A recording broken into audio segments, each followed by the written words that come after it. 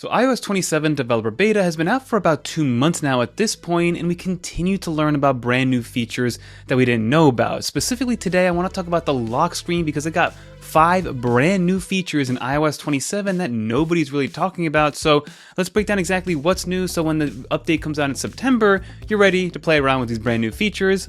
Let's break it down. But now before we continue, if you guys do enjoy videos like this one, consider subscribing to the channel and help us get to 1 million subscribers by the end of the year. We're creeping closer, but let's break down the first feature. Well, alright everybody, let's get into exactly what's new with the lock screen on iOS 27. Just for context, I am using an iPhone 17 Pro running iOS 27 Developer Beta 4. As of recording this video, the public beta is already out, but we're waiting for the public release come September during Apple's iPhone event. But let's get right into it, and of course, to start off, we gotta get into the lock screen. So to get into the lock screen, just swipe down. Just remember there's some new gymnastics that you have to play, because if you swipe directly from the middle, you bring up the new Siri. If you swipe from the right, you bring up Control Center. So you're gonna wanna swipe down from the top left this time to see exactly what's going on. And then of course, swipe down as much as you can, long press on the lock screen, and then you're gonna enter this customization mode. So let's go into a brand new one to show you exactly what the first one is. So the first one, if we go into the plus, is going to be this extend feature. So if we go into our photos, let's go into all right here. Let's pick up one of these because all these that I have right here have a different aspect ratio that isn't really meant for a lock screen. One of the new features with Apple Intelligence and AI is the ability to extend photos in your photo library, where it basically uses AI to generate some additional context for the image. And then that same thing will apply for wallpaper. So as you can see here, this is pretty zoomed in because it's a different aspect ratio.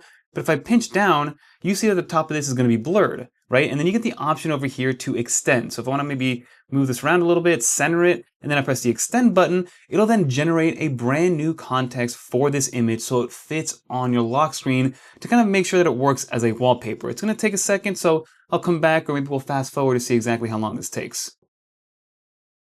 I am curious to see how it does because I'm leaving a lot for inference here, about maybe even half the image. Of course, the main subject is right here, but I think it does a great job, right? So again, it's done now. Everything that you want to do can be done. It kind of filled in the rest of these Lego castles that I have back here. You have this, and the rest of it is just basically an extension of the wall in the background. Again, you can continue to pinch if you want. You can zoom in a little bit. You can recenter it, and all the stuff that's been contextually added via AI will still be there. And then you're all set to go. So again, you can add it if you want to. We'll set the wallpaper pair.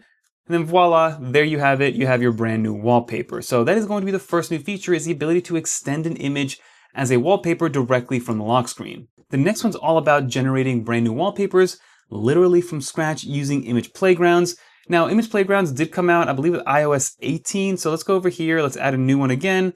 But instead of having to go through the image playgrounds app, Apple added it directly into the lock screen customization. So you can see the third option here is image playground, and it does a decent job. So if I type something in right here, you get the prompt, and let's see exactly what we can figure out here. So of course, it's going to ask you to describe whatever image that you want, but first, in terms of UI, you do get the any style option, so you can choose any style, animation, illustration, sketch, or even go into ChatGPT, which is cool to see. And then of course, you can go into your library. So these are all the other image generations that you've done in image playgrounds over the last few years. So you can use that as a starting point, but let's kind of describe something brand new.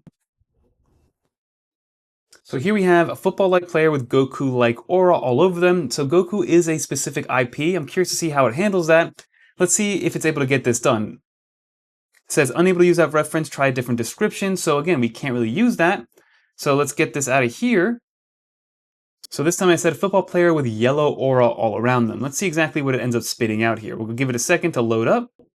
And there you have it. It's using a photorealistic football player right here with the aura around them. Of course, you can describe an additional change. So I'm going to say add a flying Shiba Inu behind him. Let's see if it does kind of load up here.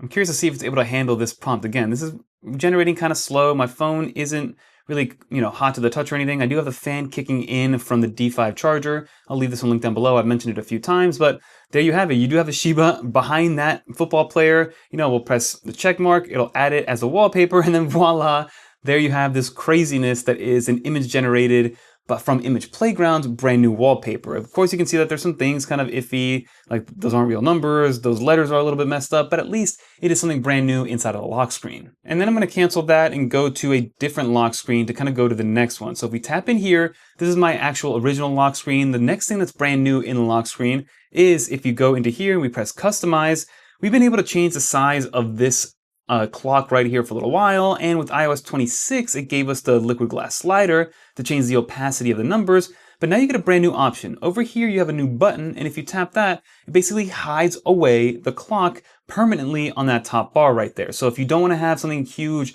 in the way when it comes to a time clock or anything like that, but you still just want to have glanceable information, you can do that, and then to bring it back, you just press that and you're good to go. So that is a brand new feature, being able to make the clock much smaller on the lock screen. And now next up is going to be the media player and the media controls. So if I swipe down from my lock screen, I have a Justin Bieber song playing, as well as the living room that's going on my Apple TV.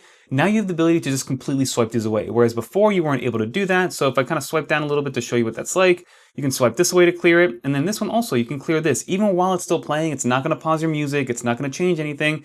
It'll just swipe it away from the lock screen to get rid of it. And if you do want to bring it back, you just have to go back here, go to your Spotify, make sure that it's playing, swipe back down, and then you can see that it is back. So it's basically when you refresh your lock screen, it'll come back, but if you just want to get rid of it for the time being, swipe it away and you're good to go. And the last one is a combination. I believe it did come out a little bit with iOS 26, but not a lot of people know about it. And it's this new wallpaper. People always ask me about this wallpaper specifically, and this is a native Apple wallpaper that is customizable through the lock screen. So again, if we come down here, let's long press, let's go and create a brand new one. If I want to choose a wallpaper, I go down to these Pride wallpapers, and these two are the new ones. So you tap on one of them, and these are the colors that come preset. You can swipe through them. But if you go all the way to the end, which I believe is going to be the custom one, this is where you customize your own wallpaper moving forward. So you can select up to 10 different colors, and it'll automatically change that. So for me, I usually like to start with a dark color, so I use black. Maybe we can go over here and use a little bit of white, so then it changes in real time. You know, just press a bunch of random colors and see exactly which one you like kind of going with. I'm going to remove this one. I'm going to add a little bit of blue, and then I'm going to add a little bit of green, and let's see how many we can add. I think you can add up to 12 different colors. There you go, 12 of 12 colors selected. And then there you have it. You have that brand new wallpaper that's customized to your liking. The amount of different combinations, maybe I'll leave it on the screen. If you did have 12 different variations in colors that you can choose from, there's probably, a million different combinations to go with. But again, create whatever you want, create it to be your own, and you'll be good to go in terms of that specific wallpaper. So now for the people that asked me for that wallpaper, that is how I did it. I basically just pressed a bunch of random colors that I liked, and it made that wallpaper for me. And then we press add on here. And then of course with the lock screen, if I set this as a wallpaper pair, it does have that cool effect. So if I go back up here and then unlock it and lock it, you see that kind of swipe up. So again, I'll bring this down here. If I swipe up, everything kind of just changes and moves and morphs forward together with the UI. So those are all the new changes to the lock screen. Let me know with a comment down below how you're going to customize it. Let's finish up the video. So there you have it, everybody. Those are the 5 new features on the lock screen. And again, the lock screen is all about personalization anyway, not much of a functional change, but it's good to see that Apple continues to add more and more customization features on the lock screen so everybody can kind of make it their own. I mean, gone are the days of the original iPhone when you couldn't even change your background wallpaper or even have a secondary page. Absolutely mind-blowing how far we've come, but now it's as customizable as you want it to be. So that'll do it for this video. Comment down below if you guys knew of any of these features or if you're going to implement them once you do update to iOS 27. And if you guys did make it to the end, leave a little dolphin so I know that you guys made it to the end. And if you guys want to watch more videos like this one, like what's new with the Apple Wallet app, check out one of these videos right here. Until next time, I'm Fernando. Peace.